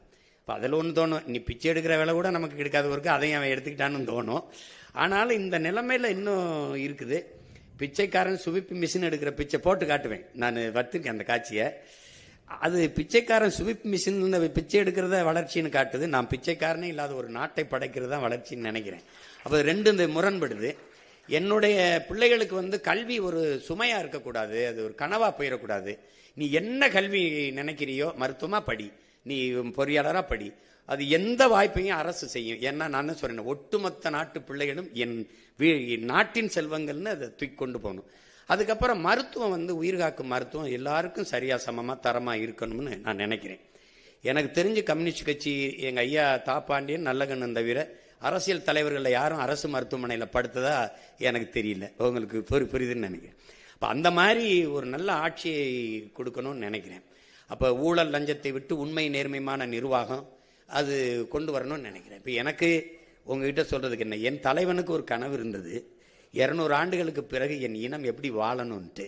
அந்த கனவு எங்களுக்கு கையளிக்கப்பட்டிருக்குது, எனக்கு கடத்தப்பட்டிருக்குன்னு வச்சுக்கிறீங்களேன். இப்போ அதை எப்படியாவது அவர் கனவை அந்த நிலையில் எந்த ஒரு இடத்துல நிறைவேற்றி காட்டிடணும்னு நினைக்கிறேன். ஒரு தடவை என் ஆட்சியில் நீங்கள் வாழ்ந்து பாருங்களேன், என்னடா இவ்வளவு வேலை செஞ்சிருக்க முடியுமான்னு தோணும். இவ்வளவு பண்ணியிருக்க முடியுங்களா? இந்த தண்ணீரை எப்படி சேமிக்கிறேன், சாலை எப்படி போட்டு பராமரிக்கிறேன், இந்த கழிவுநீர் மழை நீரை எப்படி எடுத்துக்கிட்டு போகிறேன். ஒரு தடவை வாய்ப்பு கொடுத்தா தானே தெரியும். நான் சொல்லிக்கிட்டே இருக்கேன், நான் நல்லா விளையாடுவேன்ப்பா, நல்லா ஒரு தடவை இறக்கி விடுங்க விளையாடாங்கிறேன். அதனால முதல் நீங்க சொல்ற கையெழுத்து உண்மையிலேயே நாட்டுக்கு மக்களுக்கும் எது முதன்மையானது அவசியமானதுன்னு பார்த்து போடுவேன், முதல் திட்டத்துல போடுவேன். அப்பா 2500 வருஷமா புத்தர் காலத்துல இருந்து சாதி ஆதிக்கம் தலைவிரிச்சு ஆடுது. 2500 காலமா புத்தர் காலத்துல இருந்து சாதி ஆதிக்க தலைவிரிச்சு ஆடுது. இப்ப 2026 இருக்கிறோம். இங்க இருக்கிற திராவிட கட்சிகள் யாரும் சாதி ஒழிக்க முன்னு வர மாட்டாங்க. சாதி பிரச்சனை நடந்தாலும் தக்க தண்டனை கொடுக்க மாட்டாங்க. 2026 நாம் தமிழர் கட்சி அரசு வந்தா சாதி ஆதிக்கின் பேரில் நடக்கிற வன்கொடுமைகளுக்கு எந்த மாதிரி தண்டனை கொடுப்பீங்க? அப்புறம் 12 லட்சம் ஏக்கர் பஞ்சம நிலம் முழுக்க பட்டியல மக்கள் போற நிலத்தை எவ்வளவு சீக்கிரம் மீட்டு எடுத்து கொடுப்பீங்க? 142 கோடி மக்களோட தலையெழுத்த மாத்தின பாபா சாஹேப் அம்பேத்கரோட சிலை கூண்டுக்குள்ள நிக்குது, எவ்வளவு சீக்கிரம் வெளியெடுப்பீங்க? அதெல்லாம் எடுத்துருவோம் இவரு நீ. அப்ப நம்ம புரட்சியாளர் சிலை மட்டும் இல்ல, நம்ம தாத்தா முத்துராமலிங்க, தாத்தா காமராஜ் எல்லாரும் சிலையும் தான் இருக்கு. வந்தயம் பணம் சிலையெல்லாம் திறந்துருக்கு. நம்ம சிலையெல்லாம் நாட்டு விடுதலைக்கு ஜெயிலுக்கு போனாங்க, விடுதலை பெற்ற பிறகு சிறையில் தான் இருக்காங்க. அதெல்லாம் உடைச்சிடறோம், கண்காணிப்பு கறி வச்சிடறோம், தொட்டா தூக்கிடுறோம். நீ ஒன்றும் கவலைப்படாத, ஒழிச்சிடறோம். பஞ்சமி நிலத்தை மீட்கணும். அதுக்கு பல தடவை அண்ணன் போராடி இருக்கேன். இப்போ இந்த தடவை அறிவிப்பேன், சொல்லுவேன். அந்த 12 லட்சம் ஏக்கர் எந்த கொம்பன்ட்டு இருந்தாலும் எடுக்கிறோம். அதை வந்து நமக்கு பாரபட்சம் கிடையாது, வேண்டியவன் வேண்டாதவன் கிடையாது. ஏனெல்லாம் எனக்கு கொடுத்துரு. அதுக்கப்புறம் சாதி ஒழிப்பு தானே, அதுவே செத்து ஒளி, நீ கவலையே படாத. அதாவது நான் என்ன சொல்றேன்னா, சாதிக்கு கொலை செய்யாத, சாதியை கொலை செய். புரியுதா உனக்கு? நீ சாதி பார்த்து பழக மாட்டோம், சாதி பார்க்கிறவனோடு பழகவே மாட்டோம்ங்கிறத நம்ம கோட்பாடு. அது அந்த எண்ணமே வராத அளவிற்கு இந்த சமூகத்தை மாத்திருவேன். விளையாடணும், படிக்கணும், வேலை இது பண்ணணும். அப்ப இந்த சாதியை பற்றி சிந்திச்சுக்கிட்டு வெட்டி பேச்சு பேசி புறணி பேசிக்கிட்டு இந்த அடிக்கடி சரக்கு போட்டு மப்பிள வந்து நாங்கெல்லாம் யார் தெரியுமா ஒன்று, நீங்க வா, நீயே ஒரு அடிமை, நானும் ஒரு அடிமை, அதில் பெரிய அடிமை சின்ன அடிமை அதெல்லாம் கிடையாது. அது கொஞ்சம் கொஞ்சமா மாறிடும். அது முன்னாடி நிக்கிறவன் பொறுப்பு. இப்ப நான் இருந்தேன்னு வச்சுக்கிறேங்க, இப்ப திருப்பரங்குன்றத்துல என்ன விளக்கேற்றணும், அங்க கந்திரி ஆக்கணும், சரி நீங்க ஆக்குங்க கூட வரேன், நீங்க விளக்கேற்றணும் வாங்க கூட வரேன். அவரவர் வழிபாடு அவரவருக்கு. உன்மதம் சிறந்தது வழிபாடு, என் மதம் சிறந்தது வழிவிடு. சண்டை இருக்கக்கூடாது, ஒன்னா இருக்கணும். சரியா? வேற என்ன? இங்க இங்க இங்க என்னன்னா, இந்த சாதி மதம் இல்லாத இது ஒரே மண்ணாகணும், ஒரு தாய் மண்ணாகணும். இதுதான் நம்மளுடைய கோட்பாடு. அதனால அதை சரி பண்றேன், நீ கவலைப்படாம இரு. சார், ஏற்கனவே ஆட்சி செஞ்சவங்க வந்து திமுக அதிமுக இரு கட்சியுமே ஒரே கட்சி தான், ஒரே கொட்டையில் உள்ள மட்டை தான் சொல்லியிருக்கீங்க. லஞ்சம் ஊழலால தான் முன்னேற இருக்குன்றீங்க. இப்ப ஏற்கனவே நடந்தவங்க அப்பா சித்தப்பா இவங்க அவங்க மேல நீங்க நடவடிக்கை எதுவும் எடுப்பீங்களா முதலமைச்சர் ஆனால்? எடுக்கணும்னு சொல்றீங்களா வேணாங்கிறீங்களா? இல்ல, அது மொத்தமாவே இதுக்கு ஒரு மாற்று நிர்வாகத்தை கொண்டு வர்றதுனால இப்ப நானே சொல்றேன் பாருங்க, இந்த விமர்சன அரசியலை விட்டுட்டு ஆக்கப்பூர்வமான அரசியலுக்கு போகும்னு. நீங்க நடவடிக்கைனா எந்த குற்றவாளியா இருந்தாலும் எங்களை பொறுத்த வரைக்கும் நாங்க எடுத்த கோட்பாட்டுக்கு பெத்த தாய் தந்தையரே வந்தாலும் எங்களுக்கு எதிரி தான். எங்க தலைவன் உங்களுக்கு தெரியும், முதல்ல தாய் தந்தையர் தான் வெளியேற்றினாரு. உடன் பிறந்த யாரோடும் தொடர்பு இல்லை, உங்களுக்கு புரியும் நினைக்கிறேன். அதனால தன்னுடைய எங்களுக்கு கோட்பாட்டுக்கு எதிராக சித்தப்பா பெரியப்பா மாமா மச்சான் ஆத்தா அப்பெல்லாம் இங்க கணக்கு கிடையாது. குற்றம் தான். அது நீங்க இங்க இருக்கிற அரசியல் கட்சி தலைவர்களை பார்த்து இந்த வேலைக்கு செய்ய வந்தவன் நீங்க நினைச்சீங்கன்னா அது தவறு. என்னை வளர்த்தவன், என்னை உருவாக்கி இந்த இடத்துல போய் நில்லுன்னு சொன்னவன் எப்பேற்பட்டவனும் உங்களுக்கு தெரியும். அதுல துளி சமரசமும் செய்ய மாட்டேன். புரியுதா உங்களுக்கு? வேற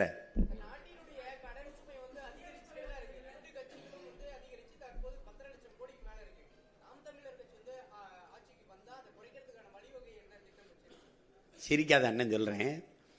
கடன் வாங்கினவன் யாருன்னு கேட்பேன் அவங்ககிட்ட. அந்த முகேஷ் அந்த அனில் அம்பானி ஒருத்தர் இருந்தாப்புல 1 லட்சம் கோடி திவாலாயிருச்சுன்னு விட்டாப்புல. நான் தமிழ்நாடு அரசு திவாலாயிருச்சுன்னு ஒரு மஞ்சள் நோட்டீஸை விட்டுருவேன். புரியுதோ? ஏன் என்கிட்ட வந்து கேட்பான், யோ நான் வாங்கினேனா கையெழுத்து போட்டு வாங்கினவன், அவன் ஆளுகள்லாம் இருக்கு, நான் வேணா உனக்கு துணைக்கு ஆள் அனுப்புறேன், போய் வசூலிச்சுக்க. ஏன்னா அதனால என் நாட்டுக்கு மக்களுக்கு ஒன்றும் இல்லை. எவனை வாங்கி தின்ட்டு போனதுக்கு, அவன் இலவசமா வாரி இறைச்சி வாக்க வாங்கி ஆட்சியை செஞ்சுட்டு போனதுக்கு நாம் ஆளை எல்லாம் செலவழிச்சுட்டு கடற்கரையில் படுத்துட்டாங்க. எனக்கு அது பேச்சு கிடையாது. இப்ப நான் வாங்கி கையெழுத்து போடுறதுக்கு நான் பொறுப்பு. நீ எவனை வாங்கி தின்னதுக்கு நான் என் மக்கள் காசை எடுத்து வட்டி கட்டிக்கிட்டு இருக்கிறதுக்கு என்கிட்ட கொடுத்தியா? நான் பொறுப்பு இல்லை. யார்கிட்ட கொடுத்த? ஆள் இல்லைன்னா அவங்க ஆளுக இருக்கு, சொந்த ஆளுக பெத்த ஆளுக, அப்ப வாங்கி சாப்பிட்ட ஆளுக இருக்கு, அங்கே போய் வசூலிச்சுக்க. எனக்கு இது பொறுப்பு கிடையாது. இந்த கடனுக்கு நாம் தமிழர் அரசு பொறுப்பு ஏற்காது. ஆனா நீ ஊதாரியா வாங்கி சீட்டாடி இது பண்ணி அவனுக்கு கொடுத்து இவனுக்கு கொடுத்து 5000 கொடுக்குறேன், 10,000 கொடுக்குறேன், அரிசி கொடுக்குறேன், பருப்பு கொடு, நான் கேட்டேனா உனக்கு? அது கிடையாது. அந்த நிர்வாகம் இதுல கிடையாது.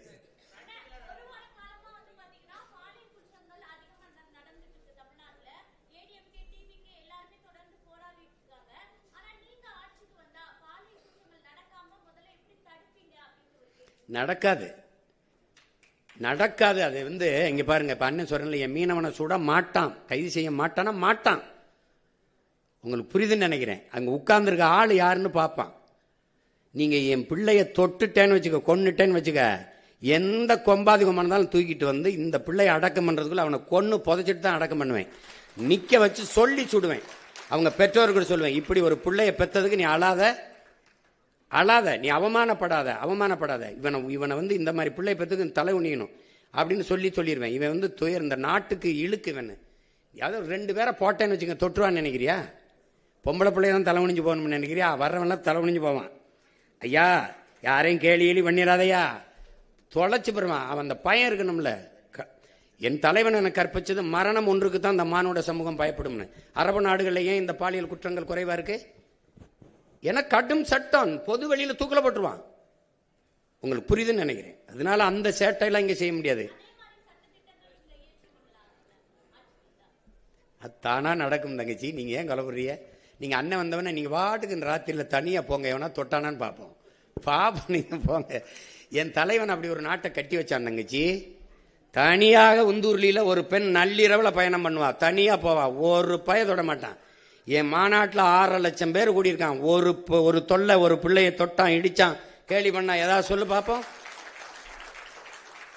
ஏன்னா அது அது ஒரு ராணுவம். அது ஆட்சி செய்யும் போது அப்படியா அவன் தெரியும், உட்கார்ந்துட்டான் தொடம.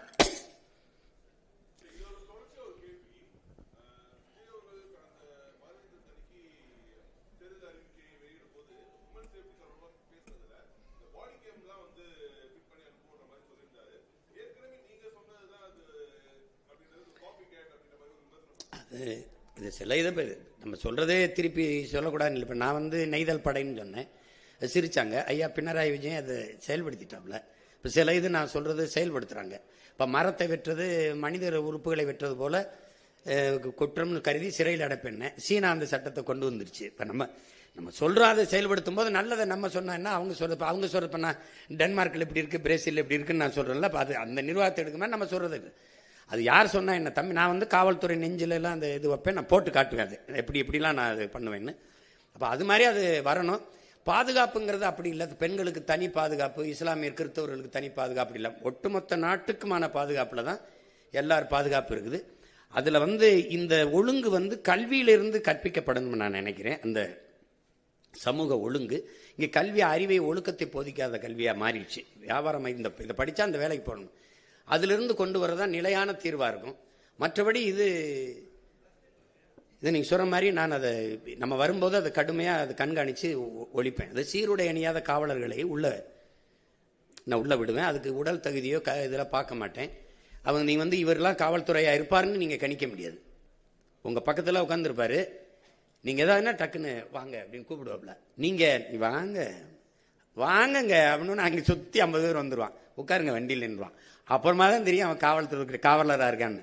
இந்த மாதிரி இந்த காவலருக்கான எந்த அடையாளம் இல்லாமல் மக்களுக்குள்ள பொது தலங்களில் வணிக நிறுவனங்கள், திரையரங்குகள், அந்த மாதிரி எல்லா இடங்களையும் உழவு விட்டுருப்பேன். அவன் யாருன்னே உங்களுக்கு தெரியாது. அப்போ நீங்கள் எனக்கிட்ட இருந்து தப்பிக்க முடியாது. நான் தான் உண்மையிலே பிக் பாஸ். நான் தான் உங்களை எந்த வழியிலையும் கவனிச்சுக்கிட்டே இருப்பேன். ஓட முடியாது, ஒழிய முடியாது. நீங்கள் அது இந்த மாதிரி 10 நாளாக கற்பழித்து கொண்டுட்டு போயிட்டான், 10 நாளாக தேடிக்கிட்டு இருக்கேங்கிறாங்க பாருங்க. இது மாதிரி ஒரு கொடுமை. கடந்த தேர்தல்கள் இருந்து இப்ப உங்களுக்கு 8% வாக்கு இருக்குது. 8.5. இதுல இருந்து உங்களுக்கு படிப்பு என்ன, எந்த பிரிவு மக்களிடையே உங்களுக்கு ஆதரவு வலுவா இருக்கு, எது உங்களுக்கு சவாலா இருக்கு, அதை நீங்க பெருக வைக்கிறதுக்கு என்ன திட்டம் வச்சிருக்கீங்க? இல்லை, குறிப்பிட்ட அப்படின்னு சொல்ல முடியாது. இப்போ சாதி மத உணர்ச்சிகளை கடந்து ஒரு திரை ரசிக மனப்பான்மையில் இருந்து இப்போ இந்த சாராயம், பணம், இலவசம் இதெல்லாம் கடந்து ஒரு நல்ல அரசியல் வரணும், நல்ல ஆட்சி வரணும்னு நினைக்கிற மொழி இனப்பற்று கொண்ட காடு, மலை, ஆறு, அருவி, நிலம், வளம் இதெல்லாம் பாதுகாக்கப்படணும். இப்போ நம்ம ஐம்பெரும் ஆற்றலுங்கிறோம், அவங்க பஞ்சபூதம்ங்கிறாங்க, ஐம்பூதம்ங்கிறோம். இந்த கடல், இந்த ஆகாயம், இந்த காற்று, இந்த மலை, இந்த நீர், மரம் இதெல்லாம் இல்லாத இந்த உயிரினங்கள் இல்லைன்னு ஒரு புரிதல் இருக்கிற ஒரு அறிவு சமூகம் அது என்னை ரொம்ப தேடும். அப்போ அந்த மாதிரிங்கிறத நீ கற்றவர்கள் தான் மற்றவர்களுக்கு வழிகாட்டணும். அப்படி இருக்கும்போது ஒரு கற்றறிந்த சமூகம் பெருத்து வருகிற இந்த சூழல்ல நான் சொல்றது, அவங்க கிட்ட காசை வச்சு அரசியல் செய்கிறாங்க, நான் கருத்தை வச்சு அரசியல் செய்கிறேன். அவங்க நாணயத்தை வச்சு செய்கிறாங்க, நான் நயத்தை வச்சு செய்கிறேன். அவங்க பணத்தை வச்சு செய்கிறாங்க, நான் என்னுடைய இனத்தை முன்னிறுத்தி அரசியல் செய்கிறேன். இது ரெண்டுக்கும் நிறைய மாறுபாடு இருக்குது. இப்போ எனக்கு பதவியாக மக்களுக்கான உதவியான உதவி தான், எனக்கு பணமாக இனமான இனம் தான். மக்களை வைத்து பிழைக்க வந்தேன்னா, மக்களுக்காக உழைக்க வந்தேன்னா, நான் மக்களுக்காக உழைக்க வந்தேன். அப்போ இந்த இதை நான் தொடர்ந்து நிரூபிக்கும் போது நீங்கள் பாருங்கள், விழுக்காட்டு அடிப்படையில் வளர்ந்து வளர்ந்து வளர்ந்தே போய்கொண்டிருக்கேன். அப்படிங்கும்போது இந்த தடவை தமிழ்நாட்டை யாரும் ஆள்றதுல 4 முதலமைச்சர் வேட்பாளர் இருந்தாலும் என்னை என் மக்கள் தேடாமல் இருக்க மாட்டாங்க. ஏன்னா நான் தான் அந்த மக்களுக்கான இது இப்படி இந்த ஆட்சி முறையை இப்படி மாத்துறேன்னு சொல்றது நான் தான். நான் வீட்டுக்கு ஒரு இது தருவேன், நான் அப்படி கொடுப்பேன் அப்படி சொல்லலை. அதெல்லாம் நீனே வாங்கிக்கிற மாதிரி வாய்ப்பை ஏற்படுத்தி தந்துடுறேன்றேன். நீ பெருமையோடு தன்மானத்தோடு தலைமையிலிருந்து வாழ்ற வாழ்க்கையை நான் தந்துடுறேன் உனக்கு, நீ எதிர்பார்த்துருக்காது. அப்போ நான் வரும்போது நாளைக்கு இப்போ 5000, அடுத்து இன்னும் 5 வருஷத்தில் அப்புறம் 20,000 ஆகும். இப்போ 10.5 லட்சம் கோடி 20 லட்சம் கோடி ஆகும். 1 லட்சம் கோடி வட்டி 2 லட்சம் கோடி வட்டி ஆகும். இப்போ என் தம்பி அறிவிச்சிருக்கிற அந்த இலவச அறிவிப்புகள் இருக்கு, அதுக்கே மாதம் 1 லட்சம் கோடி தேவைப்படுது. தாலிக்கு தங்கம், பிறந்தவண்ண வரவேற்பு, அப்புறம் 6 ஏரிகாட்டு ஊரில், அப்புறம் இலவச பேருந்து. உங்களுக்கு புரியுதுன்னு நினைக்கிறேன். அதை புள்ளி வரம் போட்டிங்கன்னா 1 லட்சம் கோடி மாதம் தேவைப்படுது. எங்கிருந்து எடுப்பீங்க? அப்போ அது நல்ல ஆட்சி முறை இல்லை, அதை செய்யக்கூடாது. மக்களுக்கு இப்போ நான் சொல்றது கொஞ்சம் வெறுப்பாக இருக்கும், கசப்பாக இருக்கும். எந்த நல்லதை முதல்ல எடுத்தோடனே ஏற்றிருந்துருக்கிறாங்க, ஆனால் அதுக்காக ஏற்பார்கள், எதிர்ப்பார்கள், ஆதரிப்பார்கள், அருவருப்பார்கள்னு பார்த்தா புதிய ஒன்றை செய்யவே முடியாது. அப்போ அது நான் மக்களின் கருத்துக்கானவன் இல்லை, முழுக்க முழுக்க மக்களின் நலனுக்கானவன். அதனால நான் அதை தான் முன்னெடுக்க முடியும். உலகத்தில் மாறுதலை செஞ்ச எல்லாரும் மனச்சான்று வழி நடத்தியபடி நடந்தவன் தாங்கிறான். என் மனச்சான்று என்ன சொல்லுதோ அதை தான் நான் செய்ய முடியும். நான் சொன்ன 2 முனை தான். அவங்க 3 பேரும் ஒரே தளத்தில் இருக்காங்க, நான் எதிர்த்தளத்தில் இருக்கேன். அப்படின்னா அந்த ஒரே தளம் தானே. அவர் 2000, 2500, நான் இதெல்லாம் கிடையாது. நீனே ஆயிரக்கணக்கான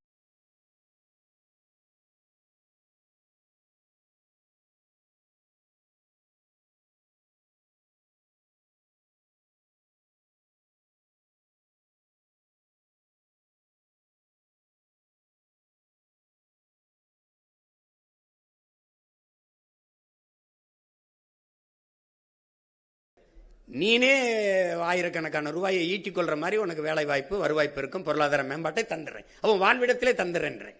அப்ப நான் தானே வேற இடத்துல இருக்கேன். அவங்க அவங்க ஆங்கிலமும் கொள்கை மொழிங்கிறாங்க. அடுத்தவன் மொழி எனக்கு கொள்கையா இருக்க முடியாதுல்ல. அது என்னுடைய தன்மான இழப்பா நான் கருதுறேன். அதனால நான் என்ன சொல்றேன்னா, என் கொள்கை மொழியில வேறுபடுறேன். அப்ப அதுல மாறணும்ல. அவங்க ஊழல் லஞ்சத்தை ஒழிப்பும்னே சொல்லல. ஏன் சாராய கடையவே மூடுவேன்? என் தம்பி பாட்டிலுக்கு 10 ரூபா 10 ரூபான்னு பாடுறாரே ஒழிய நான் வந்தா மூடுவேன்னு சொல்லலையே. இப்ப சாராய கடையை வச்சுக்கிட்டு, போதையை வச்சுக்கிட்டு, பெண்கள் பாதுகாப்பு என்பதும் சட்டம் ஒழுங்கு என்பதும் கொலை கொள்ளையை வன்முறையை தடுப்பேன் என்பதும் வெற்றி பேச்சாயிரும். சும்மா ஒரு என்ன சொல்றது, அது கேலிய வேடிக்கையாயிரும். அது சாத்தியப்படுத்த முடியாது.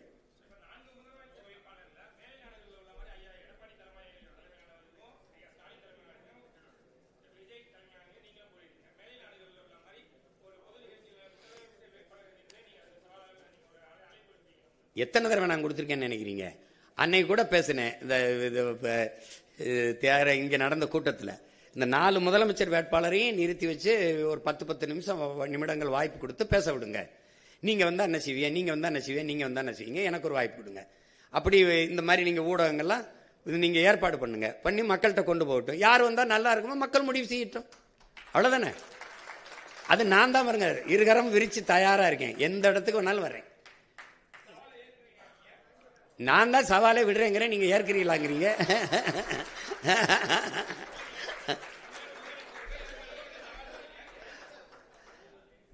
நான் தான் தயாரா இருக்கின்ற, நான் தான் பல தடவை கூப்பிடுறேன்.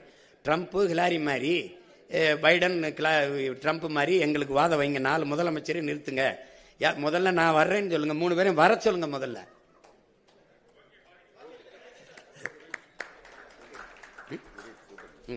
எங்க நிக்கணும்? கேமராஸ் அப்படியே இருக்கட்டும், ஒரு நிமிஷம். கேமராஸ் மட்டும் அப்படியே இருக்கட்டும். ஒரு